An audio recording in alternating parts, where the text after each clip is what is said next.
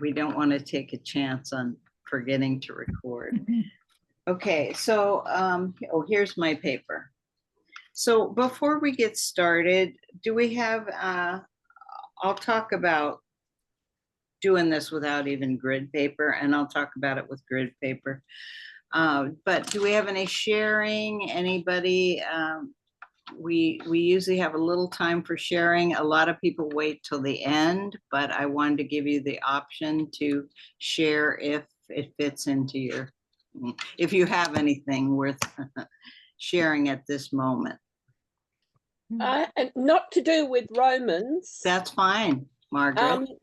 One of our tutors here had a small group and we were doing biomorphic patterns. Oh, how fun. And so we were learning how to do the different structures. I'll see if I can get something more interesting. So that's been interesting, but then I got carried away into sacred geometry. So I haven't been doing any calligraphy whatsoever. So I bought a class in sacred geometry, but I have not found time to watch it yet, but I do want to do that. There's a very good guy on YouTube for free.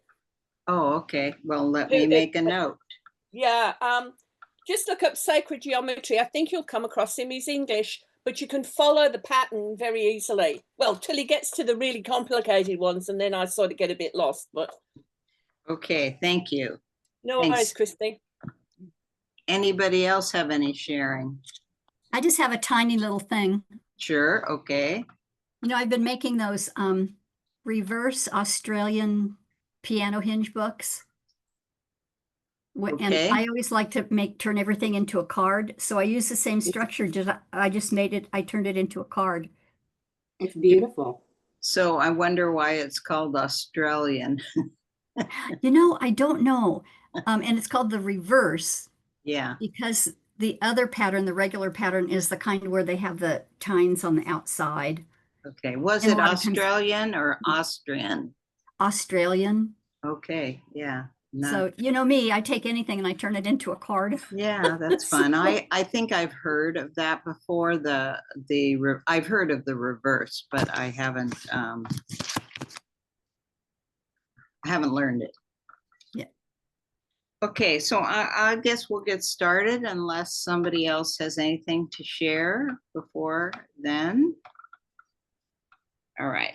And welcome, everyone. It's good to see people we don't always see on the screen. And I know we have people off the screen too, and we have people who just don't want to show their faces today, which I know how that feels at times. So I'm going to start with just showing some practice things. Ways you might want to practice during the coming month. So let me get this. Got to switch to my iPivo. Okay. And I'll have to focus in, but I'll focus in on this first. So this is kind of messy. And let me just zoom in. For two reasons. For one thing, I'm not always very neat with Romans, which is one reason I love the drawn Romans, because you can keep fooling around with sketchy stuff and get them right. But also I did this in pencil and then I traced over it in pen so it would show, and I was rather sloppy with my tracing. But I got this, I went to Cheerio and it was John Stevens, and we did quite interesting things, but it was also minuscules, foundational Roman minuscules, and the regular Romans. So, and he didn't really teach these hands, although he did talk about spacing with the minuscules. And what I found is I do know how to space the Roman capitals, But when I'm trying to do, we were supposed to do a page of Roman capitals, small print, just go through it. And, you know, I kind of forgot how to do some of this. So I just thought I'm out of practice. And so John had us do this whole page, and they were spaced more closely together, etc. But I thought, you know what? I have all these lined books that I never have a use for. I'm going to start putting them to use in practicing my Romans. So I'm doing them in pencil. And just going through them, I had a sheet with names on it. I'm just copying the names. I first did the letters, then I did the letter necklace, an N, well, quite often I forgot it, but an N between each capital. And so my whole purpose here, I felt that I knew the dimensions of the words. Excuse me 1 minute.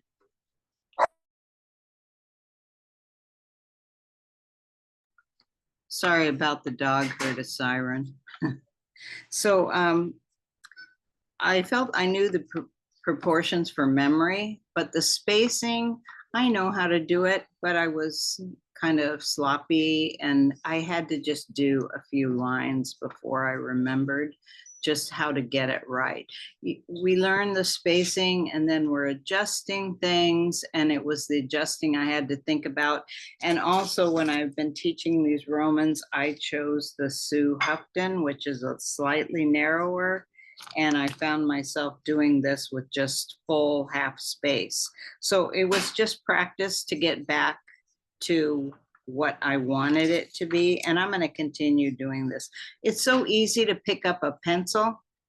And here's my lined book, which I don't care when I'm done. It can go in the trash. I have so many of these.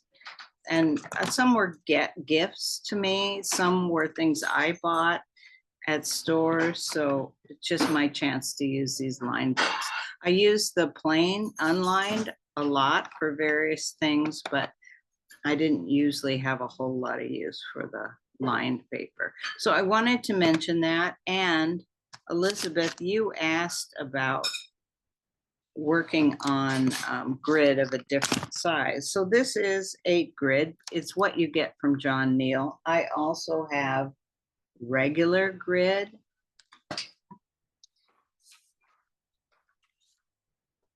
Just 4 per square.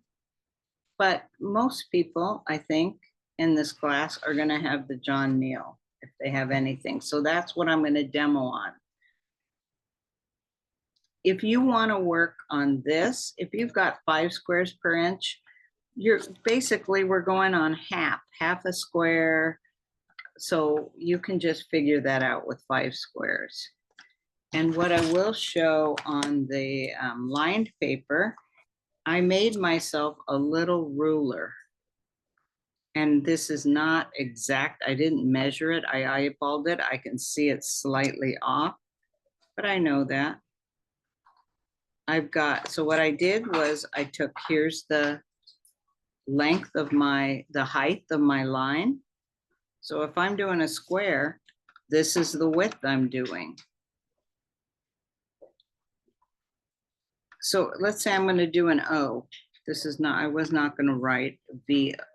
It was a different name, but I'm going to put this in here and I will write Veronica. So let's say my O should go right about here.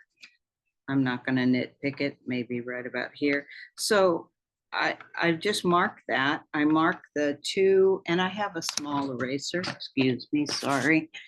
I have a small eraser that I can erase and then you've got your space here, you're halfway, and I'm just going to draw my circle. And then when I come to the next letter, I'm going about here. And it's 3/4, so I go between this.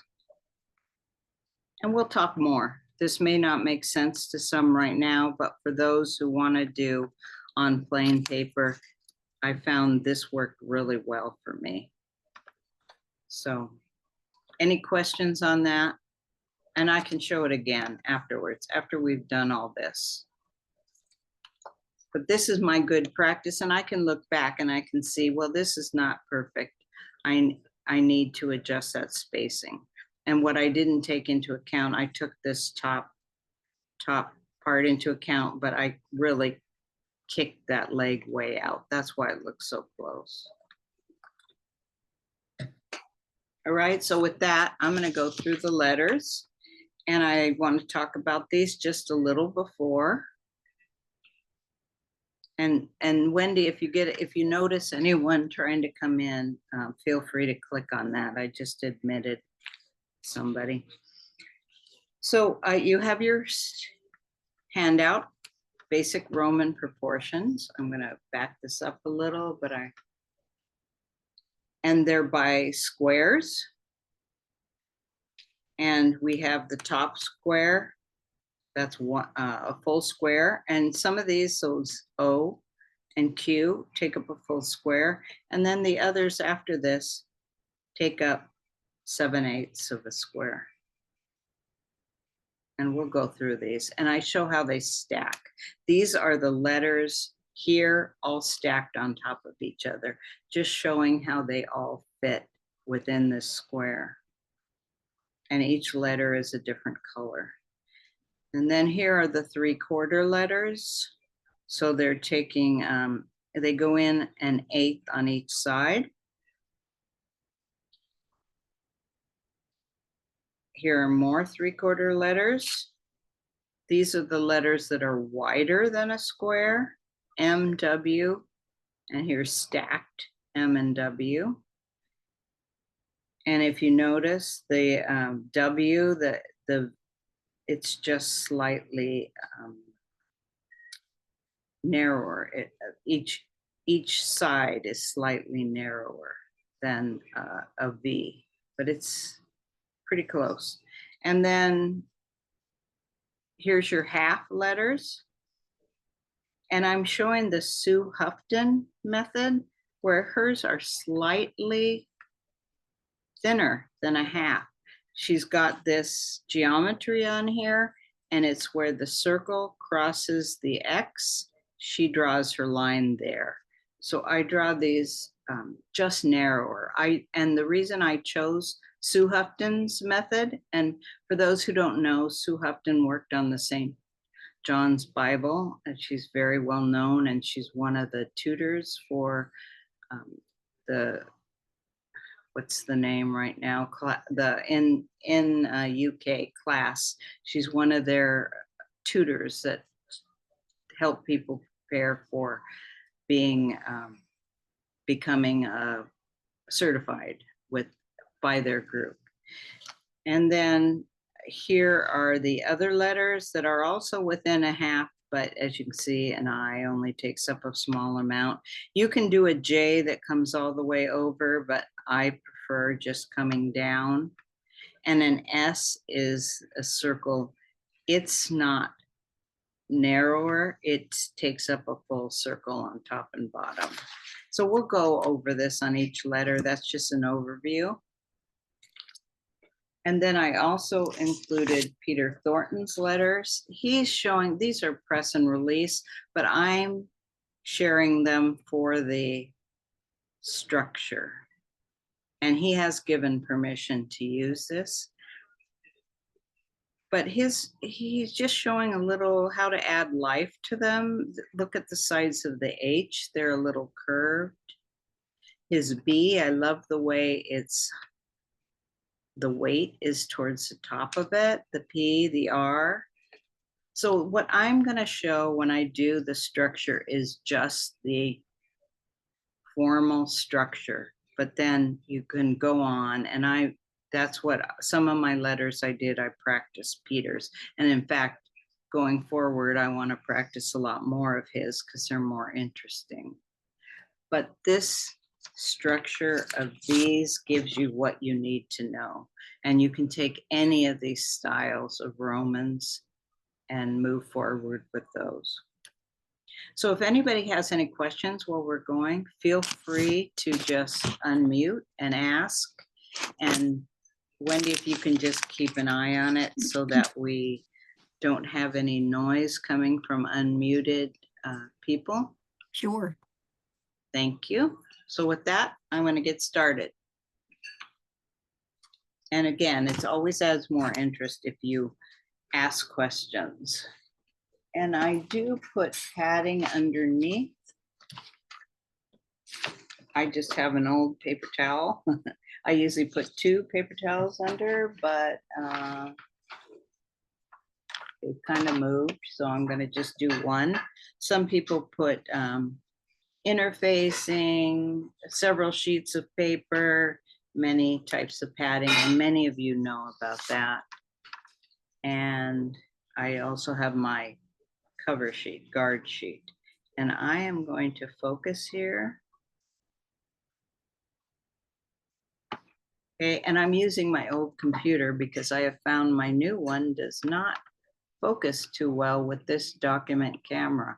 I'm going to have to get that worked out, but anyway, so we're going to start, and we'll just start we'll start with the families. So we'll start with the squares. Kristi, I have one quick question. Sure. When you were going over the K and you mentioned where the circle crosses the X. Yeah. And can you one, just explain what you mean? Yeah, and that's maybe slightly off, but if you look, there's the circle. And here's the X. So right where it crosses. Oh, I see. And this is over left. to the Okay. side. It's not that critical, but that's what I meant. That's like where you one. start the letter. Yeah. Okay. Yeah. All right. I didn't quite catch which crossing connection you had in mind. And Thank some you. people, sorry. And some people put the K in the 3/4. They make it a fat letter, but I noticed Sheila Water uses the narrow too, and I just prefer the narrow K. But they're all, if you look at the master's work, Sheila Waters or Sue Upton or Peter Thornton, they all do things their own way. There isn't one way. There are the Trajan letters, but when we just learn Romans, there are various variations. And these are the ones I chose to show. You're welcome. Thank you. Okay, so I'm going to do my O, and what I do to make it simpler for myself, and let me just zoom in a little bit so it'll be closer, and I'll try to keep it on the screen, but please yell if I don't. I usually make a little dot for myself right at the intersection points, and I may have to go sketch. I probably will have to go sketch it with an O. If I just draw it, after I've been doing this for a while, maybe I can, but usually I do it.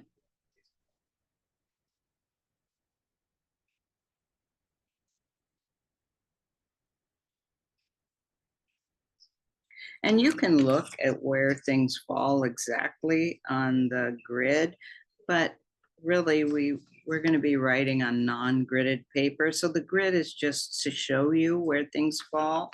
But with practice, like I can see on the grid, the O could fall a little bit. Well, this, just by looking at it, it could be more round. So this is your reference, but you're not always going to have that. So we're practicing here. And usually what I do is I go around, and then when I go around with a pen, it will be neater. I'm not going to get it the first time I do it. Okay, and the Q basically is the same, but then you add the tail. And there are many different tails you'll see on a Q. What does Peter have on his? He's got this one. And you'll see some that are like this. You'll choose what you want, but sorry, I gotta admit someone. But the formal one that I found in the various books had that tail. Okay, let's do a C. So I do the same thing because basically a C is going to be the same as an O. There'll be some slight variations. I'll talk about it, but basically it's going to, the left side of it's going to be the same as an O. So if I go in here,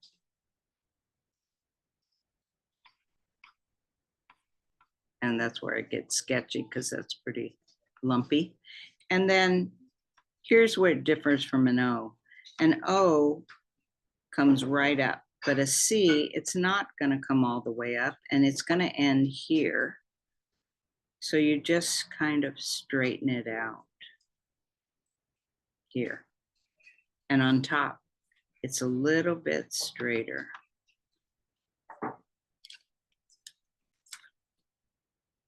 The O is this circle here, and the C is just a little bit straighter. And the G will be based on that. So rather than drawing this again, and I'm just going to go over it because if I were doing this on a good piece, I would do a neater, less lumpy job. Okay, and then the G, you can come up and come over. So on the sample, it comes up halfway. Now, when I took the class with John, it looked to me like some of his only came up to here. Around here, or maybe here, but it didn't come up quite as tall. So that's, I'm pointing these out because you can use your preference.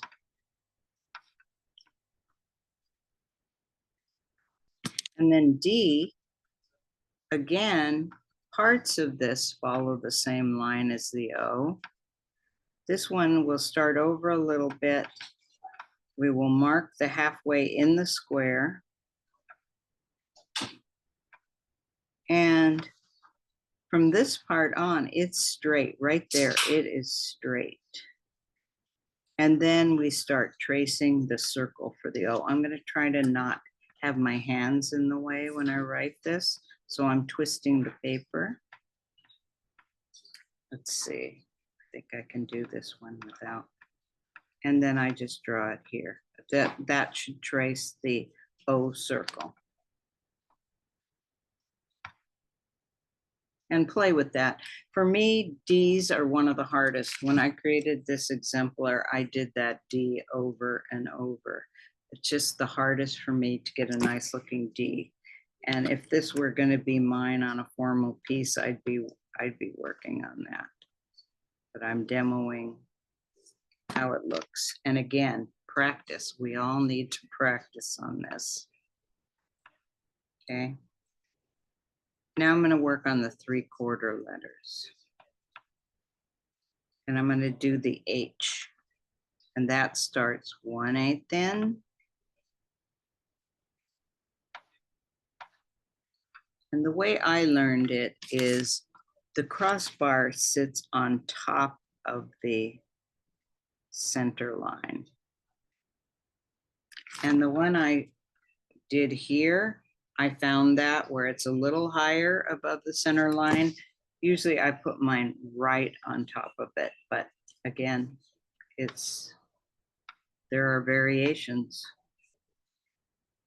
And none of these masters claim that theirs is the only way to do this. A, and I've been doing a lot, since I started doing this practice, I've been making a lot of A's. And so it's going to be 3/4 again. And I'm drawing a point here because it doesn't go straight up like the H. And what is with the A, start at center, but you're going to end up just outside that 3/4 line. And again, this will end up just outside the 3/4 line. And the way I was told, these are for optical reasons. It gets a little thin looking if you end it inside the line. And the way I was taught for the crossbar, or the examples I consulted, let's put it that way, the A goes just on top. It's below center. It goes just on top. Now, when I took John's class, one of the A's, it looked higher. The crossbar looked higher. And I know he's a master. So, but most sources I consult look like this. But I like John, the way John's letters look. So I have no, and look at Peter's right here. Look how high that is. So that's a fun variation that I will practice.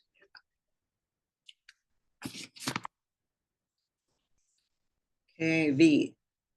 I'm going to fit these V's in between so they don't run into the letters or the, so V is the upside down A basically.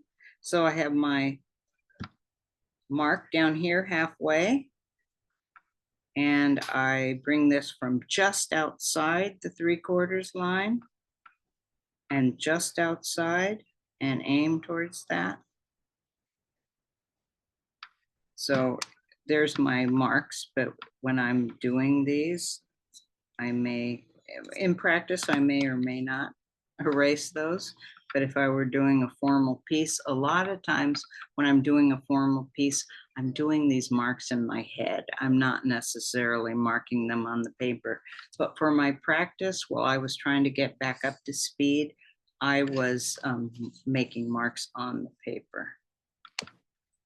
And I showed this U, which is a U I like, but I think it's maybe more of the sources I looked at used this one. And I'm kind of recently using more of this. So I will show both. So this U, let me just start it down here. And again, it's at the 3/4, which is an 1/8 in on each side. And here's your center on the bottom. So I come down and I'm kind of following as if it were an O when I get to this curve. And again, the curve. And then up. And I do that a little more smoothly. But if I were doing the other U, I would make my marks, but then I would start with this line. And then I would come over and meet that line. And I might not come up as high as this. Often I see this. Now this one I did pretty low where it joins, so I probably wouldn't vary that too much. But you can look at, let's see, where's Peter's? His comes down further. It's a little, his letters are more square, and I do like that. So I could bring this a little further down, and I could bring this, meet it lower. So that is called, and I would round this. It wouldn't be quite this square, but it comes down further, so it's more squared. Okay, so those are things that you can practice. You've got, that's why I gave Peter's exemplar, so you can practice the different styles, and his are, Peter has taught so many of the people that are my favorites as far as Romans go. So one reason I shared his work with you, and the other is he gives permission to share it. So I don't want to share things that he's not teaching that much anymore, but even when he was, he gave permission to share those. He's very generous. Okay, I'm going to do the N. Again, a 3/4 letter. I do the two sides and then I do the line. Some people may do this line, this line, this line. It's just easier for me to be aiming towards that point.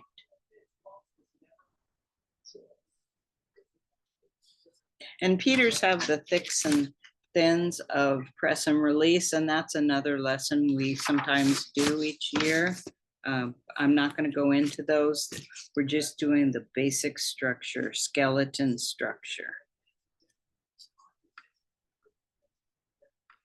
And where this came in really handy for those who were here last year, it was during the summer, Mina Taylor showed her fun letters done with a glazed pen and watercolors. So these skeletons are really fun for that. I want to do more of that. And if anybody missed that and wants to see it, it is out there on YouTube. We can provide that info. Just email me. And so we do keep that out for a few months. I keep mine out there forever, but if we have somebody else doing it, we keep it for a few months. Okay, now the T. Some people draw the top bar first. I'll do it here. I usually do the vertical first, but either way, it's whatever you learn and do. The reason I like pencil is so I can erase when I kind of go off the line, which I tend to do. That's why my pen work looks so sloppy. Okay, and then the X. And again, okay, we have the top. The top of the X is always a little bit slimmer. It comes in just inside those corners. And the bottom comes in just outside those corners. I'm gonna mark here's my corners. They're at 3/4. I start just inside. Let me put this so I won't block your view. I start just inside and I come out just outside. And I'm a little messy there, but you get it. And then here, just inside and end up just outside. So there's your X. And I colored it